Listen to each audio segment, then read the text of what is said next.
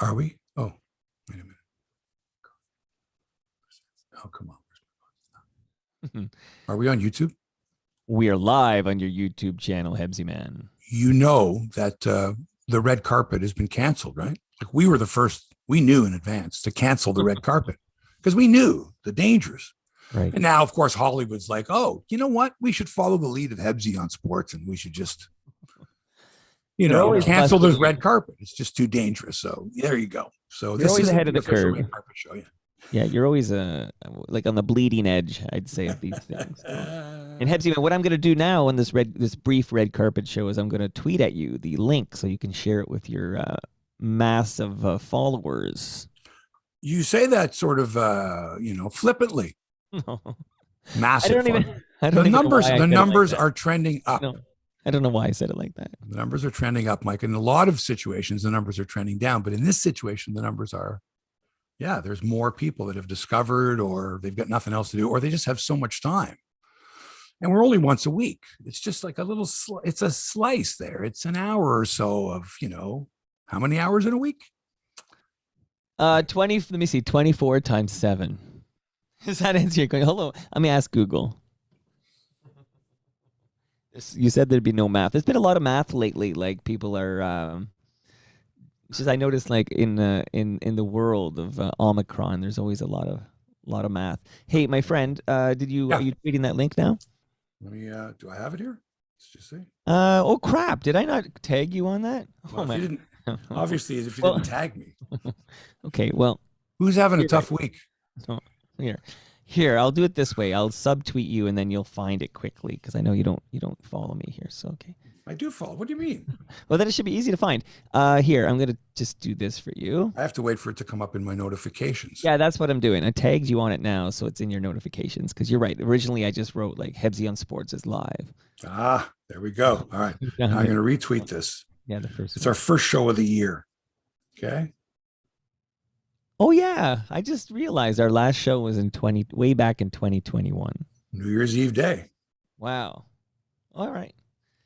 Yeah, New Year's Eve. That's right. Okay, let me just, while you're doing that, I'm going to open up my file here. We have a big guest. An exciting guest. Yes. Adnan Virk joins us. Now, this guy changes jobs a lot too. He was at ESPN and then he was at The Zone and he was at WWE Raw and things didn't work out there. Man, he's a busy guy. So we got him for 30 minutes. He's got a dentist appointment at 9:50. He's got to leave at 9:50. So we altered the show. If you're ready, I am, Mike. Okay, give me a moment. Sure. Almost ready. I gotta save this down. I'm whacked today, man. I'm telling you, I'm so buzzed out. I got this Tylenol cold stuff. Whew. Oh man, yeah. I just hope you feel better soon. Hope you're on the mend. You've got a lot of sun on the right side of your face, right? Like it's like pouring in the window there. I wish it was a window. It's what is it? It's that one of those shitty what are those fluorescent lights? Oh no, you got to have it tilted the other way, or you got to put a screen on or something. It's like the left side of you looks like it's like a horror show. It's like whoa, man, Boris Karloff. Never mind. But no one's watching anyway. You're right. You're right. Do I have anything in my nose? I have anything in my nose? Do I have anything in my nose? Well, you might. That's the cold. Okay, we're gonna go now. Here, now I'm ready. Now I'm ready. Oh God. Here. All right, buddy. Next thing you hear will be Los Lobos. Let's do this.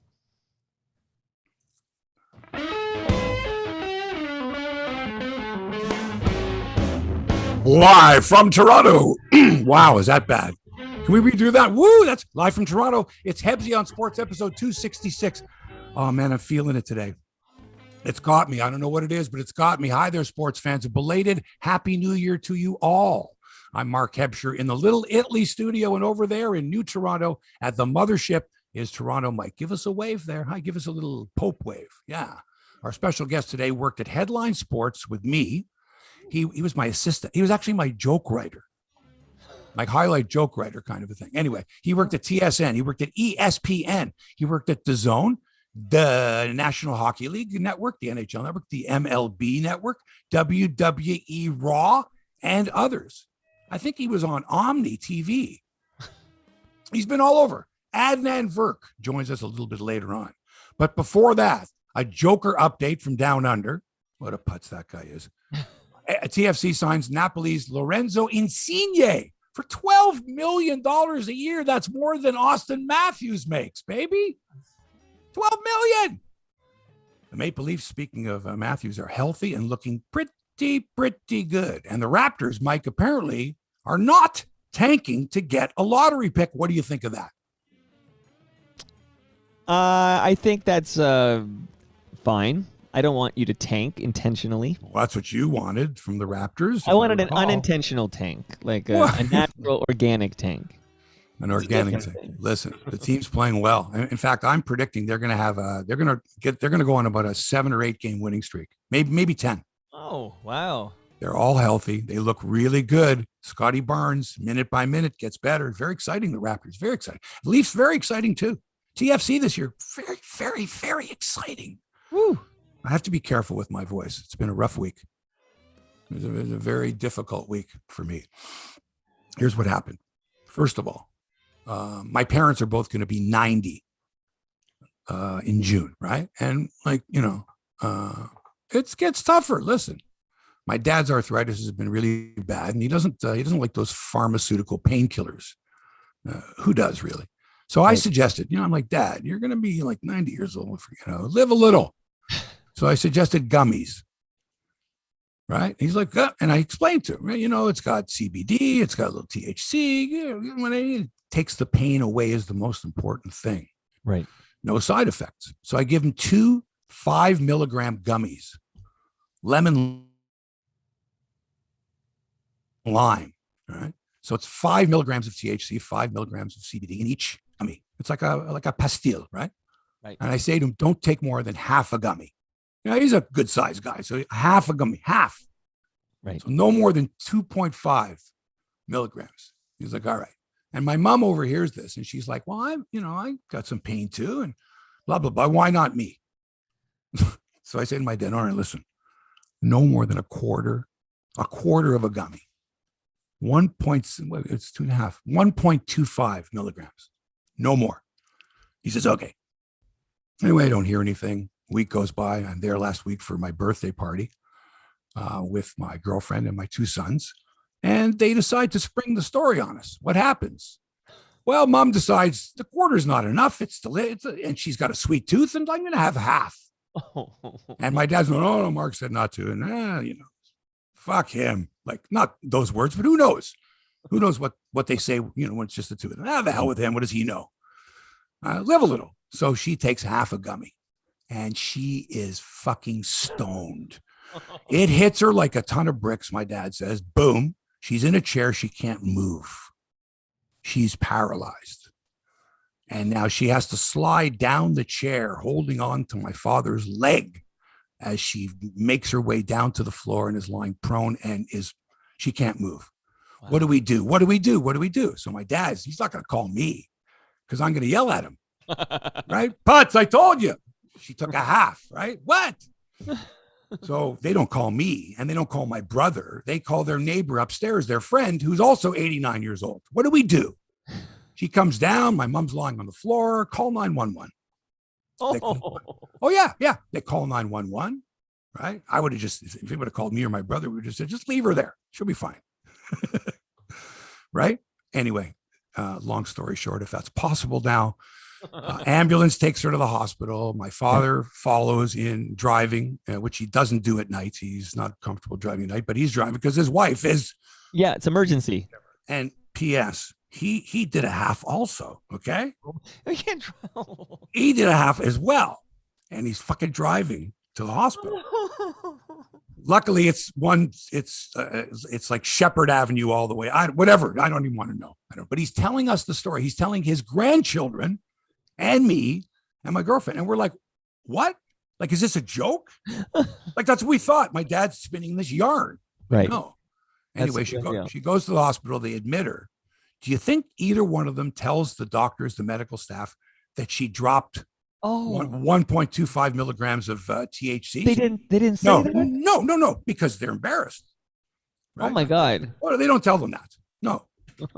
So anyway, I hear this. Hebsy. Yeah, I can't believe the story. Anyway, she's there for 12 hours. And they send her home. They basically say, get out of here. We got stuff to do. We got people that are sick.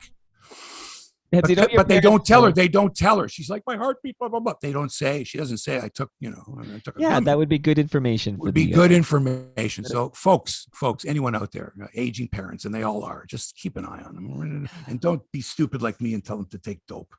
Oh, no, it's a good. I think you had a good idea. I think did. they should have followed your instructions, Dr. Hebsy. And I think that in this time of Omicron, when our hospitals are so jam-packed, we don't need all these hippies, these pot-smoking hippies, clogging up our emergency rooms without revealing that they're high on the goofballs. How's that for a story? Eh? Is that a story? That's a fantastic story. Patrick Luongo on your YouTube channel says gummies for everyone. Patrick would know. I've golfed with Patrick before. Okay. He could have used a couple of gummies that day. Anyway, nothing new on the Novak Djokavic front. Does the guy not have the perfect name to just make fun of? I mean, is it not just beautiful? It fell in your lap. Novak Djokavic. I never liked this guy. Not from the first time. I just never like. There was something about him that was insincere, a fake if there ever was one, and like a fuck you attitude, right? Fuck. I agree. And also the contrast between him and Roger Federer. Oh, that's part of the problem is that Federer was such a classy gentleman, and still is. Yeah, still is. Yeah. And even if Djokovic, and he will eventually in some country, in France, because they're going to allow him into the French Open. They said, oh yeah, we'll allow him in. Fuck. Sure.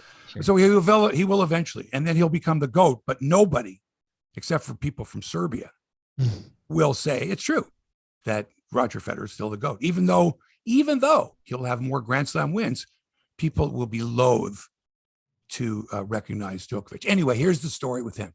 Yeah, Australia, you know the backstory. I don't have to tell you, but the Australian Open begins in 10 days. And apparently the story is, as of now, he has to go through 14 days of quarantine. Oh. Right? 14 days. And not only that, but he has to stay in a 1-star hotel, more fitting for illegal immigrants and asylum seekers than for the number one tennis player in the world. So he's got to go through 14 days of quarantine as of now. And they're appealing, and they're going through all this government shit. Fucking who can't get out of here? He can't leave the country. Apparently, the story originally was he was headed back home out of the country, but no, he has to quarantine there. So he can't leave. He has to stay at this. He has to stay at Steel Gray Hilton or whatever the fucking place is. So meanwhile, his father and mother and just about everyone with Serbian blood in them is crying foul. Basically saying that Djokovic is Jesus and Spartacus all rolled into one, doesn't deserve to be treated this way. He's being put up on the cross, blah, blah, blah, blah, blah, blah. But I must say this, the alleged hypocrisy of the Australian government and border services is just nauseating. It's a setup. Like Djokovic brought it on himself by saying, I'm going to Australia. I know I'm not vaccinated, but I got an exemption. One doctor apparently, said it wasn't a good enough exemption, and they were waiting for this. They were waiting for an excuse to detain him, the government, because the people, 90% of Australia is vaccinated. This guy's coming in, and he's basically thumbing his nose at Australia. He forced the Australian Tennis Association to give him an exemption, but the government didn't give him an exemption. What's your take here, Mike? I think if this were a more likable individual, it might be a different story. I think politically in Australia, this is a very popular decision to not allow this entitled, rich athlete who thinks that the rules don't apply to him. To not allow him in the country is a very popular decision in Australia politically. And as you know, politics matter in these decisions. And I think that's partly because he's not a particularly likable guy. He's not shouldn't have anything to do with it. And if Roger Federer said, I'm not vaccinated, would people, and look, there have been a lot of popular athletes who, once people found out that they weren't vaccinated and were very vocal about it, let's say, they decided they didn't like them anymore. In some ways it's like your political affiliation. People are like that. I have cousins that are Republicans, and man, some of the battles that go on with, the Democrat, it's wild. But again, you kind of got all Serbians are like, look, if Djokovic was from Canada, would we be reacting differently? I honestly, I don't see this. Like, I'm not even sure what the Serbian angle is, except Would that Trudeau go, hey, Canadian being no. mistreated? I mean, the rules are clear, and they should apply to everybody. There should be exempt. They should apply across the board, regardless of how much money you make or how famous you are. We're gonna talk to Adnan Virk later. We'll ask him about this because I'm wondering how it's playing in the U.S. as well.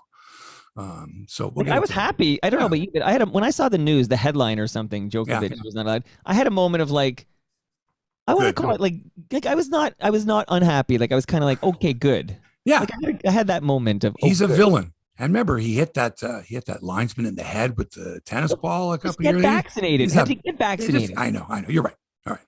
Enough about him. Entering last night, NBA teams were 1-138. That's 1 win and 138 losses when facing a deficit of 25 points or more at any time in the game.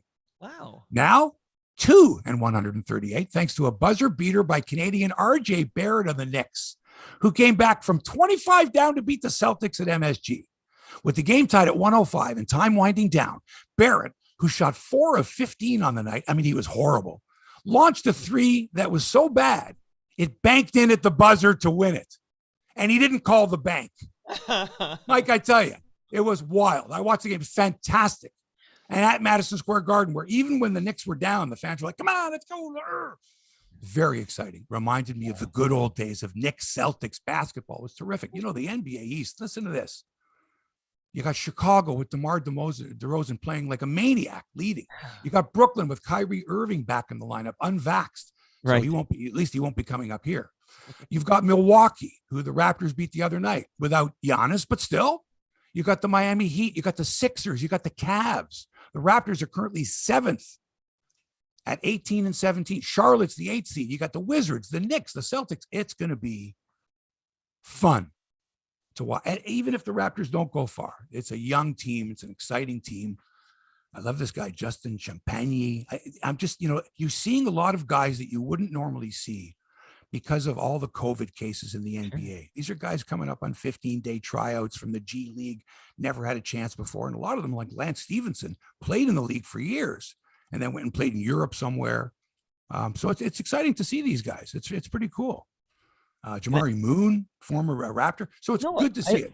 I like that guy. I'm glad to see that some guys are getting another cup of coffee in the NBA. But you give me a hard time. But you would rather see the Raptors. I'm curious. You'd rather see the Raptors become like first round fodder than get one more lottery pick here. Says you. Is what you're telling me, that in a 7-game series or 5-game series, it's not possible that the Raptors can beat any of these teams? You haven't seen the best of them yet. Possible. Mike, it's unlikely. It's highly unlikely. You're a fucking downer today. You're just being a downer today. Come on, man. I'm all hopped up on cold medicine. I'm a realist. You got some gummies for me? No. I did 2 hits of that Tylenol. I'm looped. Can we ask you this? Because the people who are listening to us want to know if you have COVID, but you don't know what you have. Well, look, I haven't been out of the apartment. I'm not going for no test or anything. I'm here by myself. Right. All right. So you'll just isolate and assume. But I don't think it's COVID. I don't think so. But who knows? What the fuck? I mean, for all I know, everybody has it or has had it. Flying around, and it doesn't come with a label. It doesn't go, yeah, COVID here. Oh, can you smell shit? Like, not literally shit. Yes, I can. Okay. Yes, I can. Because that's apparently a big tell if you have lack of smell. I know. COVID. I read the papers. Tonight, the Raptors, healthy as horses, host the Utah Jazz. The Jazz will be without the infamous Rudy Gobert, who started all this almost 2 years ago. The fabulous Donovan Mitchell is out. The underrated Bojan Bogdanovic, no relation to Peter Bogdanovich, the director who passed away the other day at the age of 82. The excellent point guard Mike Conley and the fine shooting guard Joe Ingles. All of them out. That's like your starting 5 gone. So the Raptors get an undermanned Utah team.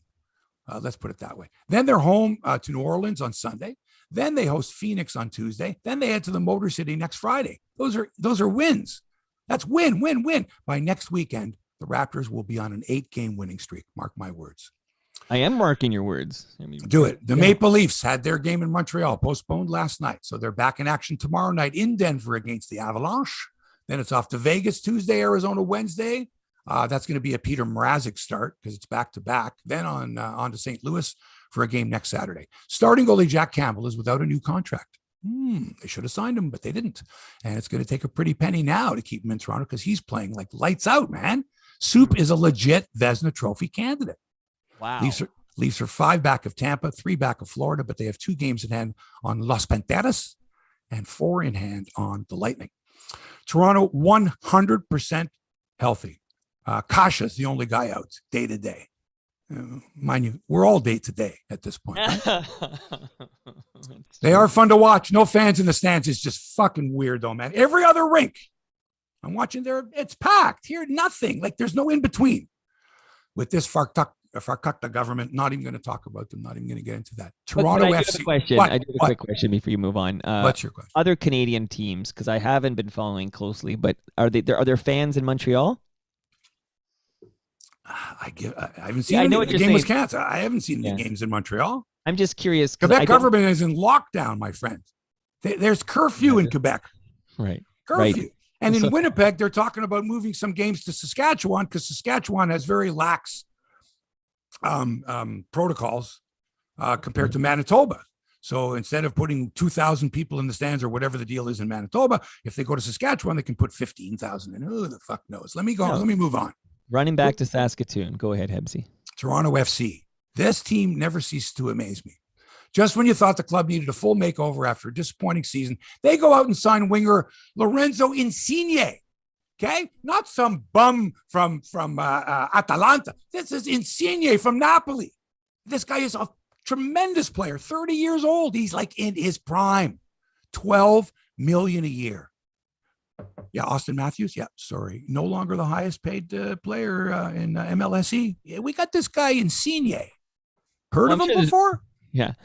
I'm glad you're telling me about this. I don't know this name at all, but that sounds to me, if it's an elite soccer player on this planet, that price tag sounds really low to me. Yeah. Do you know who won the European Championship last year? I don't know. Italy. Do you remember the celebration? Oh, no, I did watch right this. down the street at the corner of Clinton and College here. Italy. Yeah, they beat England. Italy. Yeah. Right. Yeah. Okay. And he was on that team, and he's also the captain of Serie A, like Napoli. Napoli's a fine squad. Say so much fun to watch. One more time. Just say it one more time. The last name. Insigne. Lorenzo Insigne. Insigne. Yeah, it's like insignia, but it's Insigne. Okay, I'm excited. Okay, so do you remember 6 years ago, 2015, TFC scooped Sebastian Giovinco from Juventus? Remember everyone? Whoa, my God, Giovinco! Yes. And they paid him $7 million a year at that time, which was more than any other player in MLS, more than Kaká, even. Right. And did he disappoint? No, he was awesome. Giovinco, 83 goals in 142 games. 7 pieces of silverware for TFC during that time, including the MLS Cup in 2017. So this guy's going to be playing for TFC this year. Mike, we're going to games this year. They will allow people outdoors. I would be honored to go to a game. Fingers crossed. Okay? As someone who has tickets to the game in Hamilton later this month. I mean, fingers crossed that we can do this in fucking Ontario. Oh my God, this is just terrible. Just terrible. Maybe our guest wants to chime in. Adnan, are you a soccer fan? My dad is a big soccer guy. I'm not a huge soccer fan, but I'll tell you, Hebsy, in Toronto, going to a game at TFC is one of the best events you can do. That crowd is on its feet, singing and chanting the whole time. I was there in the era of Danny Dicchio when the team wasn't very good, and people still have their hands applying the whole time. Dwayne De Rosario, great guy. I'm thrilled to see soccer exploding in Toronto. It's great. Oh, it's fantastic. And anyway, by way of introduction, our guest happens to be, if you don't recognize his face, if you're watching, or the voice, that's Adnan Virk. This guy's one of 4 Canadians to be an anchor on ESPN. The great John Saunders, the late great John Saunders, David Amber, Nabil Karim, and Adnan. That's pretty heady stuff. Great to have you on the show. It's great to see you, Hebsy. Mike, it's nice to meet you. I don't know what you want to talk about, but I just want to tell Hebsy stories and my brief stint with you. So what's with your camera there, buddy? It's out of focus. Oh yeah, what's going on? Oh here? Man, you know what? He's rubbed Vaseline on the lens. It's an old trick. I'm so ugly. Let's just do something here. That's all right, funny, eh? We'll fix on the fly. Don't worry. See what happens when you don't. Yeah. Go on. It's okay. We're listening anyway, so don't you worry about that. You know what it's like to do the Zoom type of thing, right? Oh, yeah. Let me read a quote. Adnan, here's a quote. Please. This is from the New Look York at Post. cameras in focus. Go ahead. Beautiful, beautiful. Here's a quote from Andrew Marchand of the New York Post, February 2019, almost 3 years ago. Yeah. Quote, during his move up the ESPN ladder, Adnan Virk had become ABC's lead studio host on its college football game coverage. He was the regular host on Baseball Tonight and college basketball. He was one of the main fill-in hosts on ESPN radio. He had developed a podcast called Cinephile about movies. Like pretty heady stuff. Now, here's my quote. He's not just a TV sports guy. He's a movie guy, and he's an Emmy Award winner, the first such on this show. Wow. And at one time, Adnan, true or not, you were my joke writer, highlight writer. Yeah, I was about to say, enough about me. Let's get to Hebsy. So here's how the story begins. So I'm at Ryerson, radio and television arts, second year, and there's a guy named Steph Gagnon, who, like me, is from the Kingston area. And Steph says to me, I'm not a sports guy at all, but you and your friend Cabral Richards, who is now known the world over as Cabby, right. You guys are a couple of loudmouths over here, a couple of big sports guys. I should try to get you in here at this place called Headline Sports. We're like, oh my God, we'd love to. We're 20 years old, desperate for work. So we go meet a guy named John Melville, who's a very nice guy. And Cabby's great in the meeting. Hebsy and Mike, you guys know this. The key in life, you got to be great in the meeting. You got to make an impact. Cabby walks in, I'll do anything. He starts miming a vacuum at some point. he's watching John Melville. And this is Cabby's great. He just took over his big performance art. And he said, okay. He goes, I'm looking to hire a couple guys. I believe I want to say $12 an hour. I'm like, sure. He's like, 6-hour shifts. I'm like, great. And he goes, you'll be working with a couple guys, Mark Hebsy and Greg Sansoni. And of course, we're like, oh no, of course we know Hebsy. Of course, Sports Line. Yes, guy, you got it. Sansoni, not familiar, but I'm sure he's a great guy. Okay, sure. He goes, well, let's go out and meet Mark. I'm like, okay. So we go out there and Mark Hebsy is reading an NHL guide and record book. And John Melville walks up and goes, Mark, this is Cabral and Adnan. There are a couple of guys that might be working with you. Hebsy does not look up, does not break focus. Just says, this year, we're on pace to have a points leader of less than 100 points. That has not happened for a long time. Can either of you tell me when that happened? and Cabral looks at me horrified because Cabby is a wonderful guy. And he's now become a hockey fan, but he was not a big hockey guy growing up. She looks at me like, Virk, you're going to have to get this one. And I said, we got a hint, and Hebsy says Stas, and I thought he was saying like Stastny, like, but you were like affecting a Czech accent. So I figured it out. Yeah, exactly. And then I said Stan Mikita, and you go, that's right, 67-68, Stan Mikita with the Blackhawks. I'm like, yeah, and Cubs like we got it. And ever since then, your career has just gone on an upward path. Incredible. Since you got Stan Mikita, that was a tough question, Adnan. That was tough, man. So later on, and I'll be honest with you. Hang on, I'll be honest with you. And I hate to say this, but it's true. I'm looking at you going, how would this guy know? Both you and Cabby, how would either of these guys know this? Because I'm thinking you got to be a white guy from the frozen tundra that reads the hockey register to even have a shot at this question. Here's a Muslim guy from Ryerson who probably in my mind, was just, it just didn't fit the profile. Hate to say it, but true, right? No, true, and then whoa. So right then I was like, this guy's something special. Anyway, go on. Sorry. No, I appreciate that. So then the shift actually begins, and the whole shift is I have to go in the different suites, edit blue, edit white, edit green, like Reservoir Dogs, right? You got Mr. Blue, Mr. Pink, okay? Mark Heineken, here's Jason Tom. Great. We go in there, and I get the highlights, and I go and give them the Hebsy. And you were very clear. Go, listen, less is more. Just give me Mark McGuire, home run to left. If there's a nugget or two, great. Do not overwrite this. I can add my own color. I can see what's happening. It's which is a great principle I've used my entire life. When these writers come in and put too much stuff, I can see what's happening. So I think my favorite moment of working with you was we were coming up with nicknames. You go, they got to get some better nicknames in sports. Like, in baseball specifically, because you're a big baseball guy. They get some better nicknames. I said, yeah, you go, and it's the only one I could come up with, but I was so proud. Thank God. You were like, I go, Mark McGuire, Arch Deluxe. And you go, oh, it's pretty good. St. Louis, the Arch Deluxe. I like it. I go, yeah, I gave Mark an extra. That's right. Big Mac Arch Deluxe. Yeah, that was beautiful. And then how much do I owe you for that, by the way? Because like a joke, it's like a joke writer thing. It's like I once wrote a joke for Buddy Hackett. He gave me $5. Right, exactly. I was thrilled though that you actually liked it, and you were great to work with. And the thing is, it was a short stint only because I then had an offer from TSN because at Ryerson they had a TSN Best Scholarship. You get $6,000 for the year. So of course I had to quit. John Melvin said no problem, but I never got to say goodbye to you. And I told Cabral, I said, hey, make sure you tell Hebsy, like, I'm a huge fan of his, like growing up. And he's like, yeah. So yeah, I made sure, like, please tell him. I go, what did he say? He goes, that guy's a good guy. Tell him thanks. And hopefully I'll see him down the road. And Both this you many guys. years later, we are now connected. It's great. Both, listen, I mean, at that time, think about it. You had Tim and Sid. You had Elliot Friedman, who, by the way, Friedge is the best, but you remember his desk? Remember what it does that? So when he grew out his hair last year, the beard and everything like that, the first thing I thought of, Adnan, was it's just like that desk that he had. Like you could lose a small animal in there and that sort of, but he's brilliant, right? But but well, I used to always joke with Anthony. I said, like, it felt like the 94 Expos at one point. You got Elliot Friedman, you got Cabby, you got Tim and Sid, you got Sansoni, Martine Geyer, Tony Ambrosio, Steve Coolias, obviously yourself, me. I'm like, this is pretty good, man. Like, Ciccone, you got a pretty good eye for talent. And the nicest compliment he gave me, he goes, you got a little bit of Mark in you. And I think specifically, there was a litany of injuries. And I said, to quote Hemingway, a farewell to arms. And he goes, see, that's the kind of thing Hebsy would say. He goes, most people wouldn't say that. He goes, that's the kind of thing Mark would say. And I go, hey, I'll take it. I would never quote Hemingway, by the way. I mean, I'm not that erudite. Anyway, listen. So let's fast forward here. So 3 years ago, and I did the intro there. You're flying along at ESPN. Yeah. What happened there? Like I had read different things, and it's sort of under the radar here in Canada. Sure. But I mean, it was a big shock. No, it was stunning. What happened was there was a blogger at Awful Announcing who had said to me, listen, I heard there might be some changes at baseball tonight. Anything you hear, let me know. And so I spoke to him, on background, off the record, nothing salacious, just said, hey, programming's staying the same. This is how it's looking.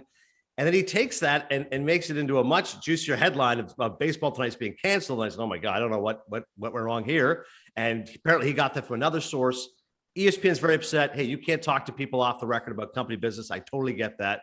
And they let me go. And I guess what I understood about it was this. I was clearly at fault in that, again, you can't share company information with people who do not work for the company. That is clear. It doesn't matter what it is. It doesn't matter how benign it might be. But I think, guys, in a situation like that, you go, okay, first offense, right? This is the first thing this guy's done. He's been here 9 years. Okay, first thing he's done, hey, we're going to have to suspend you or have a stern talking to, whatever. And what does this guy represent to the company, right? He's a hard worker. He does a good job. Never had an issue with anybody. Hey, okay, he screwed up here. Let's take care of that, but let's keep him. I was stunned they got rid of me. If you look at the history of ESPN, I don't need to list all the names because a lot of good guys and girls who have been suspended over the years, but they rarely fire you. Like there's been a lot of people who have screwed up and they go, all right, 1 week suspension, 2 weeks without pay, whatever it is, we'll tar and feather you, but you can keep your job. To actually get rid of me, I was stunned. And I did have good advice from my agent, Nick Kahn, at the time, because when they called me in, he goes, listen, if they get rid of you, this is not a movie. I know you're in your movies. This is not, you're going to hear from my lawyer. Just stay calm, just take it and go from there. And I just, when I actually heard the words, we're terminating your contract, you almost wanted to laugh because it was such a shock. You go, over this? Like, I'm okay. And I was like, okay, well, thank you for the opportunity. And you go from there. And thankfully you take a negative into a positive, but it's amazing how I think I've always been empathetic to anybody losing their job. But once you go through it, I'll never forget, guys, that drive home. I've got 4 kids, including a 3-month-old baby. And I'm like, what am I going to tell my wife? Like, it is jarring. And it's shocking to me now, 3 years later, MLB Network, NHL Network, DAZN, GM Shuffle, Cinephile,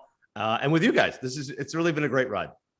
Do you know that, and I wasn't aware of this, that you're the only person that's been on Le Batard and Friends and Tim and Friends? I'm with friends all over the world, right? Unbelievable. Did you do an episode of Friends? It would have been even better. I want to go back to ESPN because you said something that's not that true, which is like Rachel Nichols, Dan Le Batard, Jamel Hill. Yep. There have been a lot of dismissals at ESPN, whether the contract wasn't renewed or you were terminated or whatever it was. Yeah. Where, a lot of and the worldwide leader isn't the greatest place to work for a lot of people. And since there's so many ex-ESPNers out there, it's almost like, and your boss now, John Skipper, was there before. There's a lot of people that used to work there that don't have great things to say about the place. Yeah, I think what ends up happening is that when you're there, it is clearly a destination job. You go, oh my God, if I can get to ESPN, I would joke with the late, great John Saunders, who was such a great advocate, such a great friend. I said, John, I'm just marking down the years. If I can get to your age, I think it was 60 at the time. I go, 30 years at ESPN. God, what an iconic place. And he would joke with me. He goes, listen, it's harder than you think. Like this place kind of chews you up and spits you out. Central Connecticut is not a destination anyone would like to live. And I say this having grown up in Kingston and Morven, Eastern Ontario, but Bristol's not exactly a fun spot to be in. And what happens is that ESPN, listen, it was certainly a very rewarding experience. I learned a lot about broadcasting, became better, made great friends. But it's not a place, I think, that in the past, it's a destination. I think in the past, you get to ESPN, you're there for 10 years. Nabil, you mentioned off the top, he was there 3 years. And now he's parlaying this into another experience, another job. Like, ultimately, ESPN, I think, in some ways, has just become a job. And the good news is that in the past, if you lost your job at ESPN, you said, that's it. There's ESPN and there's Fox Sports, and there's really nothing else that can match it. But now, because there's so many different opportunities and outlets out there, which you guys have explored, which I'm exploring, it's never fun to lose one's job. But because there's so many other spots out there, I think a lot of people are thriving. You mentioned the name of your hometown a while ago. I have no idea. It's near Kingston. What's the name of the town? Yes. Ontario. You're right. Morven, Ontario. Population 500. I lived there ages 11 to 17. The way that it only became somewhat known, as you would say, when Avril Lavigne burst on the scene, it's near Napanee, which is where Avril Lavigne is from, which is population 5,000. This does relate to you, because I remember at one point from 11 to 17, these are formative years. You want to watch sports. There was no cable. So we could not get TSN. So I did not grow up watching Michael Landsberg or Brendan Connor. My only salvation was Mark Hebsy and Jim Taddy on Sportsline. And I remember at one point asking someone, I'm like, hey, can we get cable? But it was such a remote place. We had a rotor. You had to move the rotor. Sure. And you had 5 channels, and it was CBS, NBC, ABC, Global, and CTV. So I had to watch Dan Matheson on Canada AM to get my sports highlights. And now I used to have 5 channels. Now I have 500 channels. Like, I've overcompensated. Now I spend a lot of money on cable. I don't give a damn after what I went through. That's fantastic. Wait, you were born in Toronto. What made your family move to Morvan? Yeah. So born in Toronto, and then my dad worked for OHIP. He was a computer programmer, got a transfer to Kingston. So then moved to Kingston, lived there from ages 6 to 11, then 11 to 17, Morvan. And then I couldn't wait to get the hell out, and I went to Ryerson. Wow. That was quick. All right. Done with that part of it. So tell me about the new gig now, because after ESPN, it was like, you had like 7 different business cards. You were doing you did WWE Raw. Mm-hmm. What was that all about? So that was an interesting one. My agent Matt Olson calls me up because, hey, listen, how big a wrestling guy are you? And I said, as a kid, enormous. I mean, Brutus the Barber Beefcake, Demolition, name it. Brutus the Barber. I said, I have a Jake the Snake doll somewhere around here. Yeah, Mike's got some wrestling dolls. Is that King Kong Bundy? What do we got there? Yeah, George the Animal Steel. Oh, there he is. Him and that hairy back. Yeah. And I said, I've got young kids. I mean, they're not really into wrestling yet, but I hope to dive back into that world. Why? And he goes, Michael Cole is the voice of SmackDown. He also oversees all the talent, and they're looking to kind of make a splash, get someone from mainstream media. And he goes, they threw your name out there. And I was like, oh, no, trust me. I think you'd be great. So what do you think? I'm like, absolutely. So talked to Cole, did the audition, and the audition went great. But as I explained to someone afterwards, it's like being asked to do a scene from Streetcar Named Desire. It's being asked to do Stella, and you prepare for it and prep for it. And then you actually have to do the whole 2 hours. And you go, oh my God, I don't think I'm really ready to do Streetcar Named Desire. But they flew me down. I met a few of the wrestlers. We do the audition. It seems to go well. I was thrilled. A couple of wrestlers knew me from ESPN, like, oh, hey, Adnan, how are you? I'm like, oh, good to see you. And then they offered me the job. And I think in retrospect, I mean, I don't regret it. I certainly have great respect for all of them. They work their ass off, man. Like, I mean, not just the wrestlers, but the directors, the technical staff, Corey Graves and Byron Saxton, the guys I worked with, they're amazing. They work really, really hard. But I think, I just should have realized how monumental the job was. And in doing MLB Network, NHL Network, my podcast, and that, I was just stretched a little too thin. In retrospect, if I had taken a month, let's say, and just said, I'm going to just dive in and call wrestling and send this to Vince McMahon and have him critique it, I would have been in a better spot. Instead, there was no formal training. Show 1 was the first time I'd ever called wrestling in my life. Wow. And unfortunately, I struggled and made some mistakes. The good news is I think I improved a little bit incrementally. Like, it's kind of like Ethan Hawke, who's such a great actor. I love him. He's the kind of guy that's an Academy Award nominated actor, Academy Award nominated writer. He's in a band. He wrote a graphic novel, wrote a fiction novel. Like, guys like that, they're incredible to me. They're polymaths. And he said to me once, he goes, at university, you have the arts building, the engineering building. I was just in the arts building. I did all that stuff well. To me, in sports, there's the sports building. And some stuff you're good at. I'm a good host. I can do a decent job on radio. Play-by-play, I'm decent. I can call a Jays game, but I'm not Dan Shulman. So I think play-by-play just isn't something that I have done a whole lot of. And to get thrust into that spotlight, you've got to be great. And that audience, they demand great. We better be great. We're devoted here. So if you're kind of struggling and you're okay, that's not going to cut it. But I did enjoy the experience. As I've told everybody, I took the job thinking it'd be a good chapter in my book. It will be a good chapter. It's just a little shorter than I thought it would be. I think any broadcaster, given the opportunity, regardless of how many other gigs they had, to try something new, be paid well for it. Yes. Would take the opportunity, because I always thought, listen, when I became a sportscaster, I wanted to be the best highlight guy. Yep. Like I wanted to do highlights better than anyone. I wanted to be the best writer. I wanted to have the best one-liners. I wanted to be, when I hosted Leaf games, I wanted to be the best interviewer. Yeah. And I wanted to be the best anchor, the best presenter. You can't. It's impossible. Okay. Mike Wallace was a fantastic interviewer, would have been terrible at play-by-play or whatever. Right. Yeah. So we're really good at, we just have to find what that thing is that really, that challenges us, but also that we're just made for. And maybe you weren't made for being wrestling play-by-play. I thought you were fantastic on Baseball Tonight. I liked your college football and basketball. You're very well-rounded that way. Right. But if there was one sport and they said to you, and pick a sport, you can do whatever gig you want with that sport, hosting, play-by-play, analysts, pregame, postgame, what would the sport be?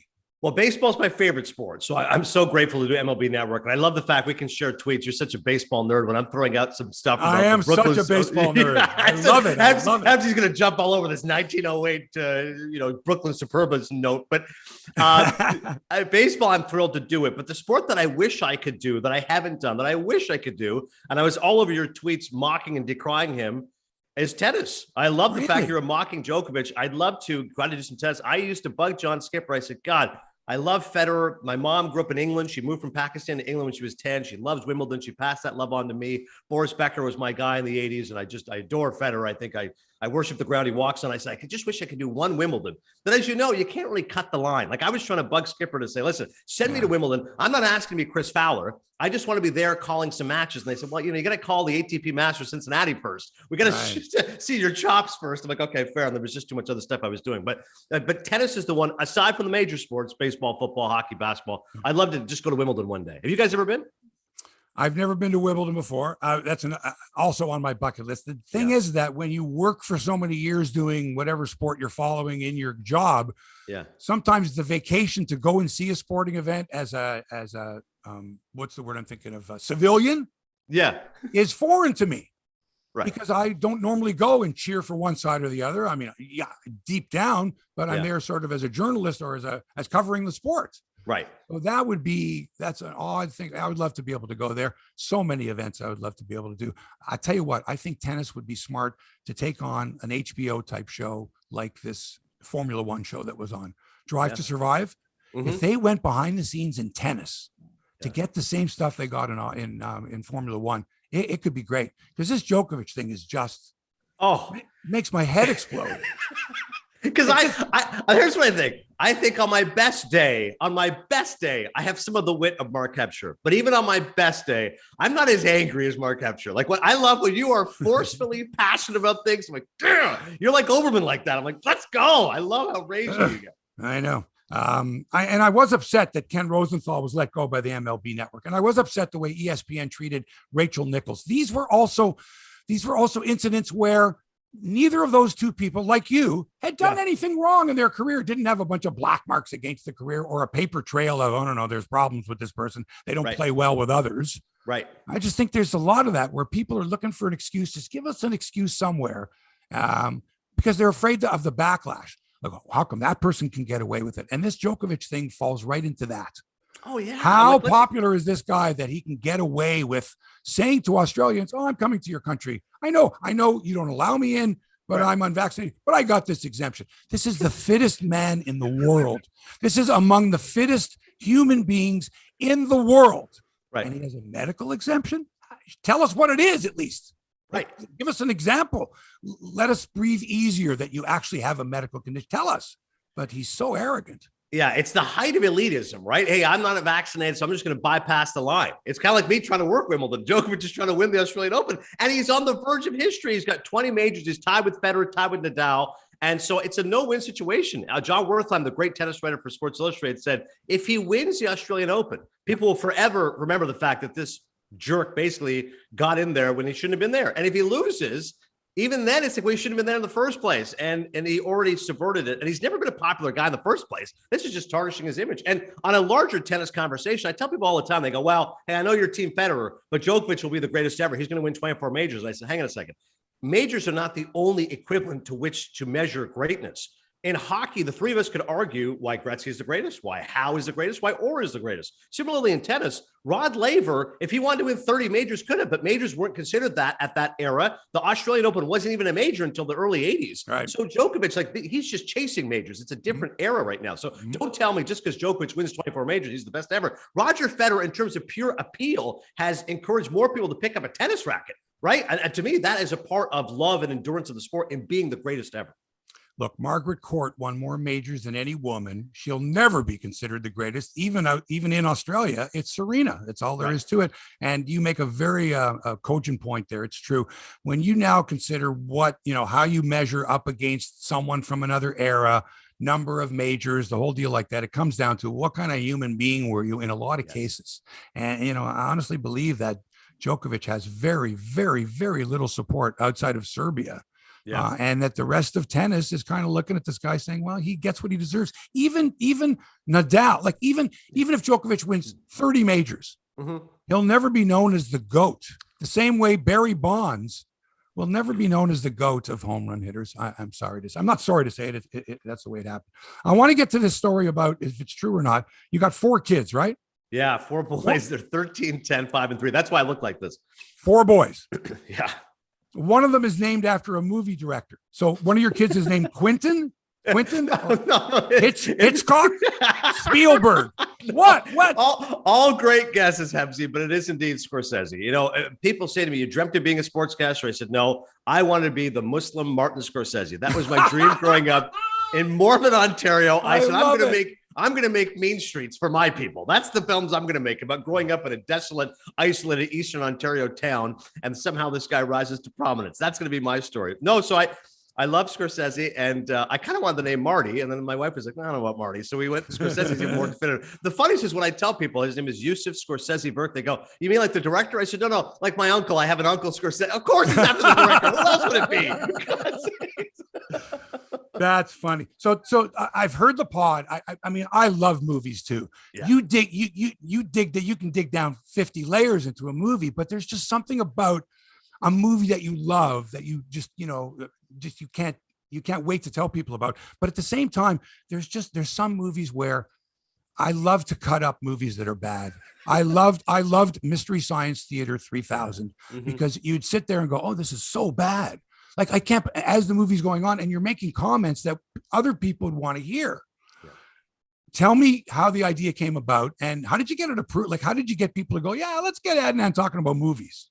Honestly, Mark, of all the things I've done, to me, it's the biggest shock in my career. Because as you put it, how the hell did you do this? And the lesson for all of us in life is if you do it for free, they'll let you do anything. And literally, I'm working at ESPN. I've been there 5 years, 6 years at that point. Dan Stanzik, who's a great producer and a good friend. I said, I've been filling in on all these shows, Mike and Mike, Rosillo, et cetera. And I'm never going to get one of these radio shows. I've been passed over a few times. And I'm not being a pity party. I just said, it's not going to happen. I said, I should just do a podcast. And he said, yeah. And I go, but everybody and their grandmother has a podcast. Like, what's going to be unique about my podcast? He goes, yeah, but all the stuff that you love, Roger Federer, Canada, movies. And I said, right. Well, I don't know about the Roger Federer and the Canada part, but if it was movies, yes. ESPN originally stands for Entertainment and Sports Programming Network. Right. Bill Simmons, obviously very successful in doing pop culture. Maybe I could do movies. So Pete Genesini is one of our radio bosses, a great guy. And I said, we want to do this movie podcast. And he just kind of says, well, give it a shot. So we do a pilot, as they know in the business, and we just put it out there. And very cleverly, Dan put it on the Mike and Mike page, which is, of course, a huge juggernaut at ESPN. And those guys didn't care because I was filled in on their show all the time. And Pete said, yeah, go for it. And the key was, we'll do it for free. So I would go in every couple of weeks. I would be doing Sports Center or Baseball Tonight. I would just shift in the studio, knock out some reviews, tape an interview. Dan was always great with being malleable. And we just did it together. And the shock is that it actually started to resonate and people were actually listening. And I give credit to so many people who were willing to listen and joyful. And again, you've got to use the resources around you. I'm at ESPN. So Matthew McConaughey is not going to come on the Adnan Virk podcast, but it's an ESPN thing. Yeah, sure. I love college football. I love Texas. Great. Now we got McConaughey on. Nice. The big one was we had De Niro. Like I was floored. I'm at the Little League World Series, and we get an email from the guest booker saying Robert De Niro is promoting a new film called Hands of Stone, a boxing movie about Roberto Duran, which yeah. And he said he's going to be in studio, and I said, oh my God, I'll be there. So I had to work Sunday night until 7 p.m. Baseball Tonight aired at 8. And me and my wife at the time, it was 3 of our boys. We're leaving the hotel, which is in Pennsylvania. It's about a 4-hour trek back to Connecticut. And I see one of my bosses. He says, "What are you doing?" I go, "I got to go home. I got to meet De Niro." He goes, "You're working tomorrow?" I said, "No, I know." I said, "I'm going to go home. I'm going to interview De Niro. I'm going to come back." And he's seeing the kids and pillows and he's like, blankets. He's like, "Knock at it." Okay. So we go home. And the big thing, I called my dad and I just said, "What do I call him?" And he said, "What do you mean?" I said, nobody calls him Robert. Everyone calls him Bob. But Bob is like, if you know him, I don't want to call him Mr. De Niro. It feels too deferential. And my dad said, when you meet him on the air, say, "Can I call you Bob?" And he said, because that's disarming, but still respectful. And I said, okay, good. It was a very good idea. We get there the next day. My wife obviously wants to meet De Niro too. "I'm coming with you to ESPN." Okay. We drop off the kids at a neighbor's house. "Hey, good luck to you." We get in there. The moment when De Niro turned the corner, it felt like a surprise party. I almost said to my wife, "Get down, he's here." And when he walked in, 2-time Academy Award winner, living legend, 2 people with him, couldn't be more disarming. The word for it, you'll appreciate as a wordsmith, avuncular, which is to me like an uncle. Like exactly. He walked in, I go, "This is exactly Robert De Niro. He's just like an uncle. Big white beard, kind smile, big eyes. Like, "Hey, how are you? Nice to meet you." "Hey, okay, hey, it's Robert De Niro. Have a seat." And I noticed the big thing with him is no cameras. And since it was a podcast, I said, "Hey, we're just going to have a podcast. I'm going to ask some questions." And he goes, "No cameras?" I go, "No." He goes, "Oh, great." And he really loosened up right away. Nice. And I think he appreciated, like you would, anyone that has done their homework. And it wasn't just tell me about Mean Streets. It was, "Hey, your nickname was Bobby Milk as a kid. You and Scorsese knew each other from the area, but didn't know each other that well. De Palma introduced you at a party. Tell me about this." And that was jogging his memory, going, "Oh, yeah, that is how it happened. This guy's done his work." I had a little taxi driver figurine. The coolest part of the interview was this. At the end, he just turns to me and he says, "Pakistan?" I said, "Yeah, that's where my family's from. I'm Canadian. My family's from Pakistan originally." He goes, "There's a great article about the Hindu Kush." And now he's kind of mumbling. And now it hits me that I'm talking to Robert De Niro. And now I'm starting to have an out-of-body experience. So I don't know what he's saying. But he's talking about an article. And then he says, "If you have trouble finding it, let me know, or let one of these guys know." Like, "Well, you can just give me your cell. We can start texting. That would be great." He leaves. He kisses my wife on the cheek. She hasn't washed her cheek since then. It's over. And this is the craziest part. I'm driving back to Williamsport because we've got to do baseball. And I'm now leaving my wife and kids. And 3 hours later in the car, I get a message, email says, from RDN. There's only one RDN. And it is his assistant saying, "Hey, Bob really liked meeting you. Here's that article that he mentioned. It's about the lost tribes of the Hindu Kush in Pakistan. He thought you would enjoy it." And I said, "That's pretty remarkable to meet one of your heroes. And you make enough of an impact that he says, what was that kid's name? Make sure you get his email, send him this thing. I think he'll find it." That was pretty cool. Man, how do you top a story like that? What a great exit. Thank you, ladies and gentlemen. That's Adnan Virk, our guest today. Fantastic, man. So great having you on the show. Tell quickly about the new gig that you're doing with Dan Le Batard. Yeah, that's right. So Cinephile is what we're doing right now with Meadowlark. So we're having a blast, obviously, doing the movie podcast. Check out Cinephile wherever you get your podcasts. As Hebsy said, reviews and guests and all that kind of fun stuff. GM Shuffle, my NFL podcast, and of course, MLB Network and NHL Network. Hopefully, baseball comes back soon. This is one of the few blessings of social media. This has allowed us to reconnect all these years later. You were able to DM me and tweet me. And Mike, best to you. Silent Mike. I'm not going to call him Toronto Mike. I'm calling him Silent Mike. He sat this one out, but it was great to catch up with both of you. Does Silent Mike have a question for our guest before he has to go? Okay, real quick, because you mentioned you love tennis and you're a movie buff. Have you seen King Richard?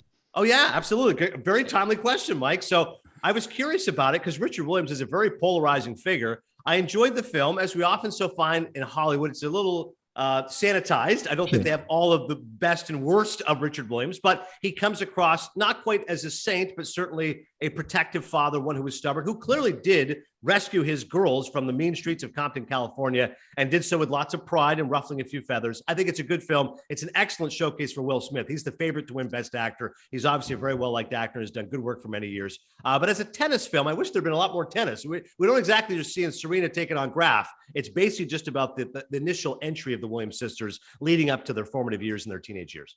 Yeah, I was surprised at how much I enjoyed this film. Like, it's just a very likable film, and you mentioned Will Smith's performance. He really does have that charisma to pull off. And yeah, you at the end of it, you're like there's a thin line between genius and madness, and King Richard just dances on that line. But you know what? At the end of the day, the guy was right. It is quite the story. I highly recommend it. It was great. Yeah, there's always a level of obsessiveness, I think, in all talented people. And I always look back with my own career. I say, When I look back, I see a litany of failures, and I'm amazed I've gotten to this point. When I look back, I say I'm the guy who got turned down for his first 5 on-air jobs, couldn't get an agent, didn't work out at WWE, but somehow we're here. So thank God. Fantastic. Folks, that's the Muslim Martin Scorsese. That's a fabulous title. Adnan Virk. Thanks again, Adnan. Thanks, Hebsy. Great to catch up. Thank you, Mike. All right, bud. Nice to meet you, man. Okay, nice meeting you.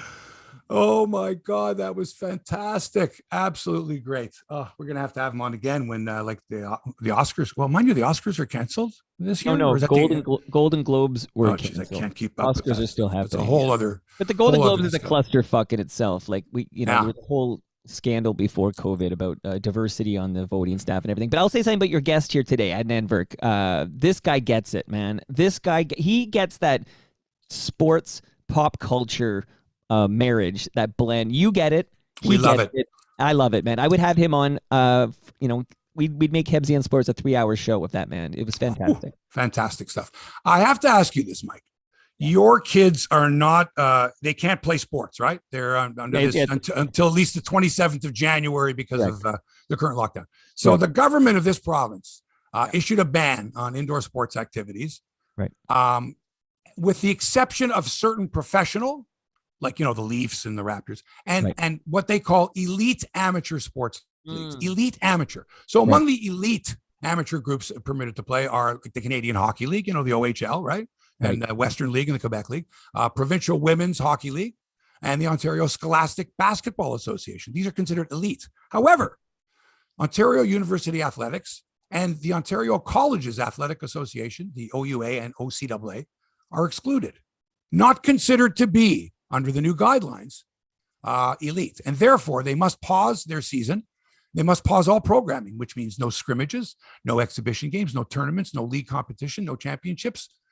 It was all supposed to start yesterday, but they got to wait till at least the 27th of January. Should Ontario University and College athletes be considered elite? Of course. Shout out to Mike Ridley. Of course, this is a very high performing level of athletics. This isn't some beer league, okay, right? But these are also athletes that have not been able to imagine being in your final year at Humber College or McMaster or wherever it is, and you're on the volleyball team and you've been and now you're told, sorry, you're not elite. You can't scrimmage, you can't do anything.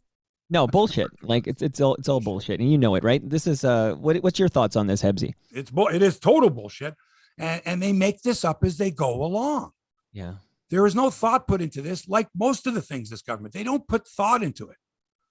Right? I mean, to say, to be able to draw a line and say, all right, that's okay, but that's okay to put 1,000 people there, but not put kids in classrooms. I mean, all these things, they make no sense at all. I mean, the risk of transmission would be equal whether you were an elite team or not an elite team, right? So how do you make this distinction?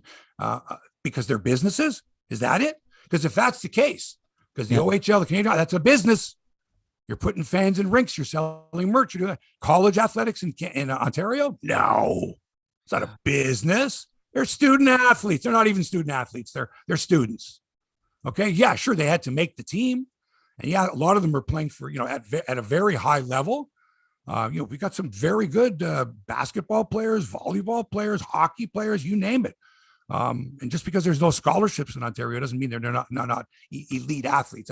It's nonsense. Ridiculous. We agree again, Hebsy, man. We agree again. We both in unison. We call bullshit on this. I'm angry. I'm angry about that one. It's like Adnan says, I get angry. Here's another thing I'm angry about too. What else? A girls' high school basketball game in Connecticut between Sacred Heart Academy and Lyman Hall High School ended with a final score of 92-4. Oh, in favor of Sacred Heart. Wow. Now, the coach of Sacred Heart, a Roman Catholic high school for girls in Hamden, Connecticut, near New Haven, has been suspended for one game by the school's administration, which apologized for the manner in which, quote, the outcome of the game was achieved. Suspended. Yeah. Because he ran up the score 92-4. There's got to be a story there. Like there's some bad blood between him and the other coach or something. Something personal. That can't be just because what human on this planet has the sense to run up the score to that ratio? The suspension of Jason Kirk, the third-year coach of the Sharks, one of the top-ranked teams in the state, was confirmed on Thursday by Al Carbone, the commissioner of the Southern Connecticut Conference. Sacred Heart won the league's Division II championship last year. Now, Mike, in sports, and I don't care what level it's at, if you want to reach the number one status in your conference, division, state, jurisdiction, whatever the fuck it is, you got to win by huge margins. Teams got to look and go, oh my God, look at the scores that this team is running up. And that's why certain teams in sports, the best teams, ensure that on their schedule are a number of pushovers. How do you get to the number one ranking in the States? You schedule pushovers. You do. Okay, right? This is a well-oiled machine. So what happens is that to be the number one team, they go, oh my God, look at the margins they're winning by. So that's how a coach gets to go from high school to college to the pros. You coach a winning team. You coach a phenomenal team, a juggernaut.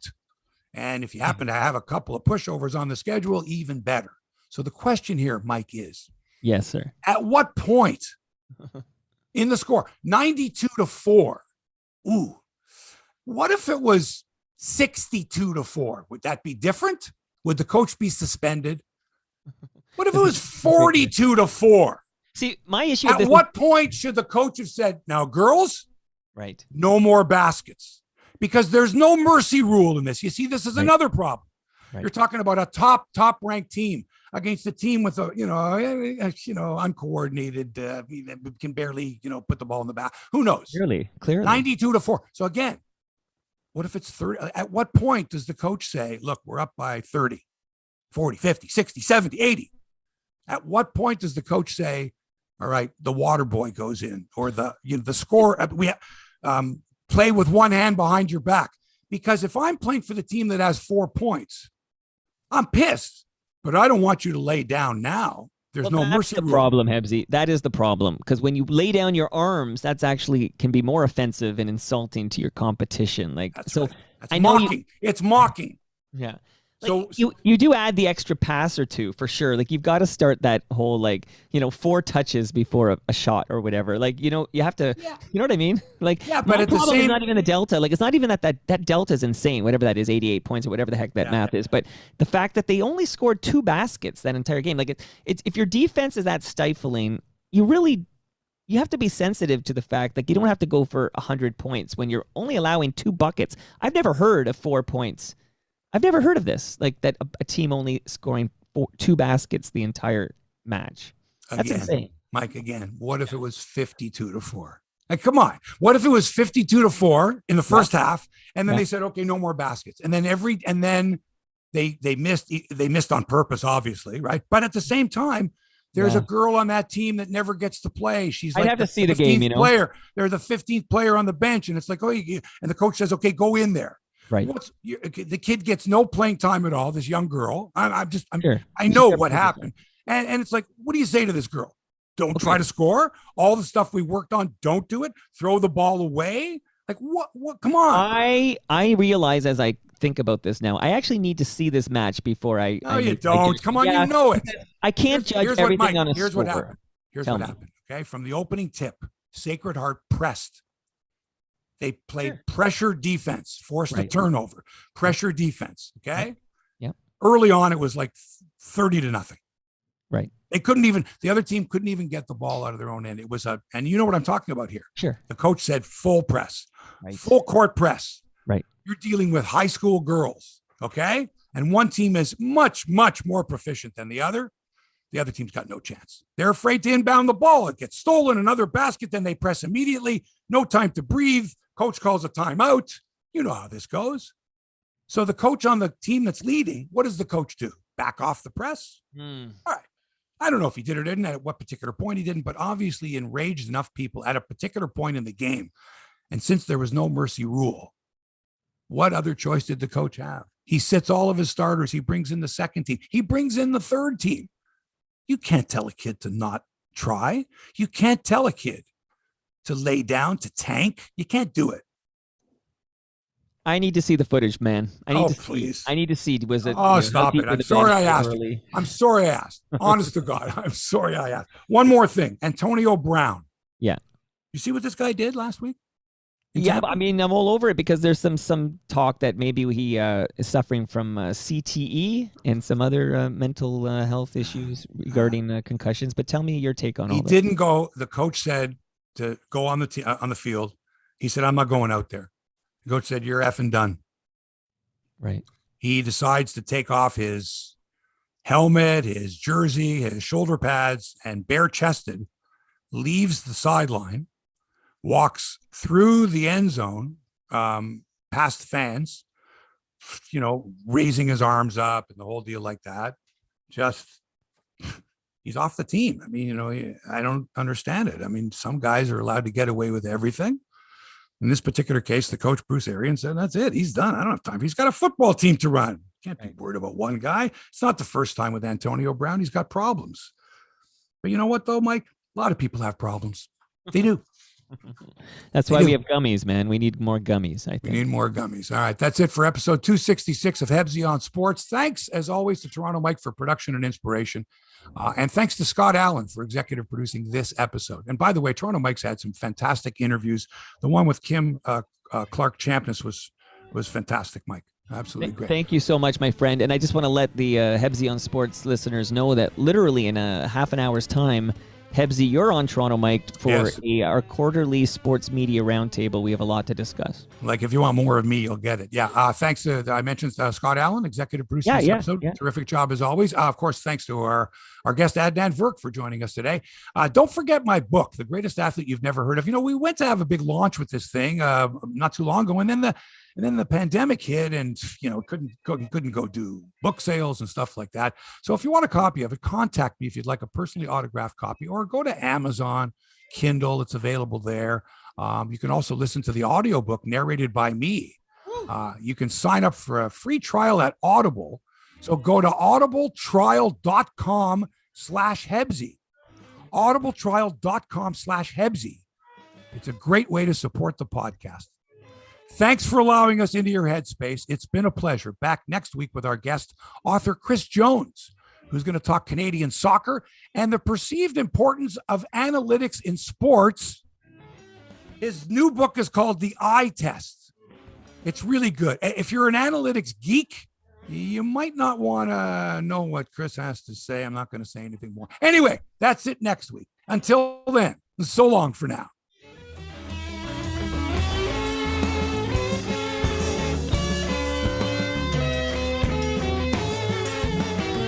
This podcast has been produced by TMDS and accelerated by Roam Phone.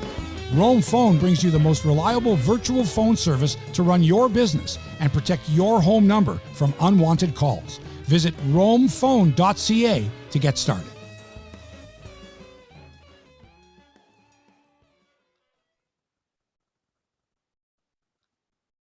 All right, Hebsy, I'm going to turn off the camera. Goodbye to everybody. See you next week. Thank you, everyone. Have a great weekend, and we'll talk to you next week.